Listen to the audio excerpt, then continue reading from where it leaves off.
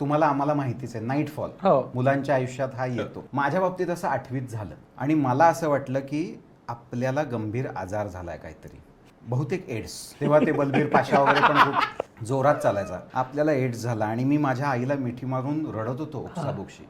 आणि शुक्रवार होता तो आणि शनिवार रविवार सुट्टी होती शाळेला आणि ते पुढचे 2-3 दिवस ज्या डिप्रेशनमध्ये मी घालवलेत की हे काय झालं आपल्याला, बरं कसं बोलायचं, फॅमिली स्ट्रक्चर जे आहे त्याच्यात हे सांगायला मी लाजतोय ना माझ्या आईवडिलांना कळतंय, कारण त्यांनाही ते एक्सपोजर नाही आहे. त्यांना कोणी नाही सांगितलंय की एज्युकेट युअर चिल्ड्रन अबाउट दिस. आणि मी शाळेत गेलो सोमवारी आणि मागच्या बेंचवरची पोरं की जी 2दा नापास झाली आहेत आणि मी त्यांच्यातनं असाच गेलो काय म्हणता वगैरे, तर त्याचं असं ह्याचं काय आज आपल्यात. आणि मी त्यांना म्हणलं अरे ते ना ते एड्स म्हणजे काय असतं रे.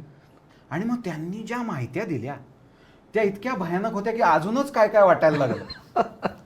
आणि मग एका मुलाला मी तरी हिंमत करून विचारलं अरे माझं ना असं असं झालंय.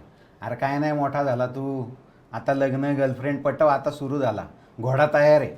तर मी म्हटलं म्हणजे घोडा तयार आहे म्हणजे. तरी मी त्या मुलाशी मैत्री केली, पुढे तो माझा बेस्ट फ्रेंड झाला.